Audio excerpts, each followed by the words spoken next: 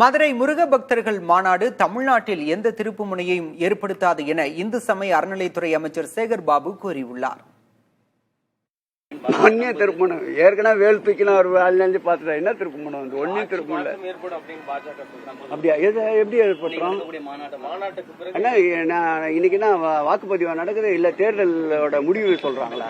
ஒன்னும் இல்லையா? தேர்தல் முடிவா இன்னைக்கு இல்லையா? 2026 ஏற்கனவே இதெல்லாம் கையில் எடுத்து சோற்றி பார்த்தார்கள். ஒன்னும் தமிழ்நாட்டில் பப்பு வேகாது.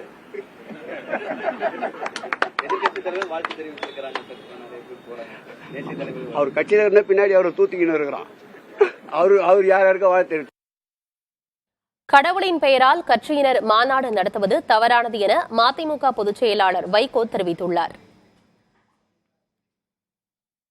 கடவுளின் பெயரால் ஒரு கட்சி மாநாடு நடத்துவதே தவறானது என்று கருதுகிறவன் நான்.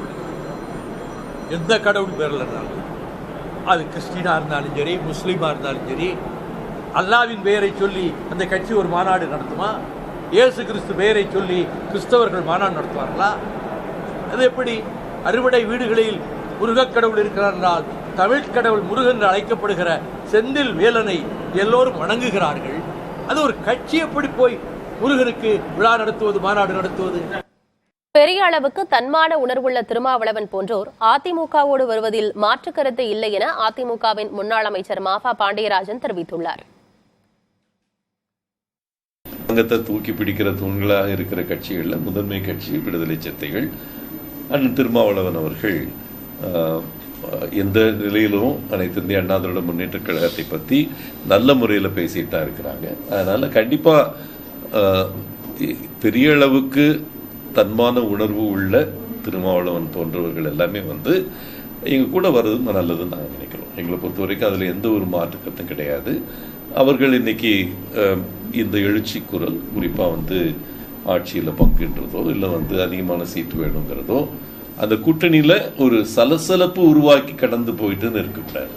இது உண்மையிலேயே ஒரு புரட்சிகரமான மாற்றத்துக்கு வித்திட வேண்டும் என்று நான் நம்புறேன். எனக்கு தெரிஞ்சு அது ஒரு நல்ல கட்சி. அது ஒரு மிக மிக தமிழகத்தின் அடுத்த தலைமுறை அவங்க ஆட்சிக்கே வர வேண்டிய ஒரு கட்சி. அவங்க எல்லாம் நல்ல முடிவுகள் இந்த வாட்டி எடுப்பாங்கன்னு நினைக்கிறேன். ஒவ்வொரு மாவட்டத்திலும் ராமதாஸ் டீம், அன்புமணி டீம் என ஏற்படுத்தி பாமகவை அளிப்பதற்கான விதையை இவர்களே தொடக்கி வைத்திருப்பதாக முன்னாள் எம்எல்ஏ காடுவெட்டி குருவின் மகன் சாடியுள்ளார். அரியலூரில் செய்தியாளர்களை சந்தித்த கனலரசன் அன்புமணியை கட்சிக்கு கொண்டு வந்தது தவறு என்பதை ராமதாஸ் ஒப்புக்கொண்டிருப்பதாக தெரிவித்தார். சொன்ன வார்த்தையை பாமக எங்கு காப்பாற்றியது என கேள்வி எழுப்பிய அவர் மக்கள் பாமகவை கைவிட்டு விட்டதாக தெரிவித்தார்.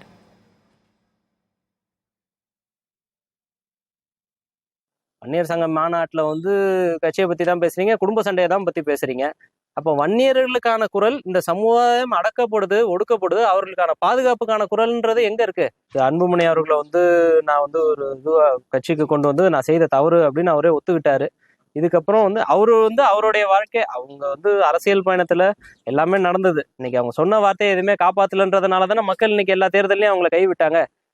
நியாய விலை கடைகளில் கைரேகை பதிவு செய்ய வேண்டும் என்பது ஒன்றிய அரசு தமிழக அரசுக்கு கொடுக்கக்கூடிய டார்ச்சர்களில் ஒன்று என அமைச்சர் கீதா ஜீவன் கூறியுள்ளார்.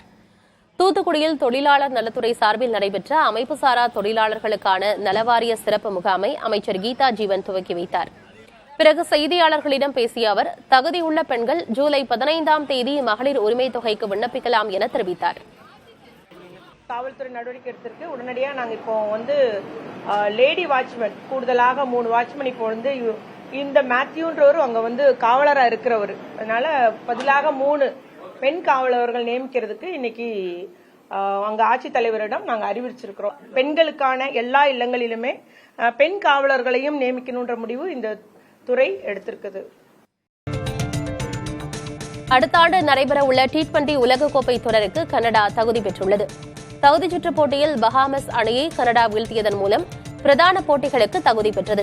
T20 உலகக்கோப்பை போட்டிகள் அடுத்த ஆண்டு இந்தியாவும் இலங்கையும் நடத்துகின்றன. இதில் 20 அணிகள் பங்கு பெறும் வகையில் அதில் கனடாவும் இடம் பிடித்துள்ளது. தற்போது இந்தியா T20 சாம்பியனாக உள்ளது குறிப்பிடத்தக்கது.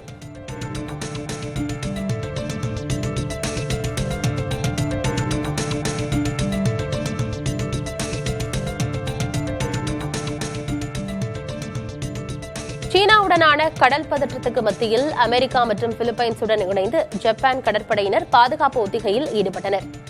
ஜப்பானின் தெற்கு மாகாணமான ககுஷிமா கடற்கரையில் கடந்த ஒரு வாரமாக இந்த பாதுகாப்பு ஒத்திகை நடைபெற்றது. இந்த கூட்டு பயிற்சியில் அமெரிக்கா மற்றும் ஜப்பானின் கடலோர காவல் படையின் கப்பல்கள் ஈடுபடுத்தப்பட்டன.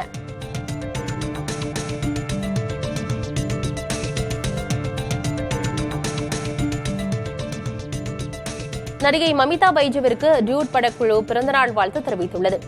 அறிமுக இயக்குநர் கீர்த்தீஸ்வரன் பிரதீப் ரங்கநாதனை வைத்து இயக்கும் டியூட் படத்தில் மமிதா பைஜு முக்கிய கதாபாத்திரத்தில் நடிக்கிறார். இந்நிலையில் அவர் இன்று தனது பிறந்த நாளை கொண்டாடும் நிலையில் படக்குழு அவரது கதாபாத்திர அறிமுக போஸ்டரை வெளியிட்டுள்ளது.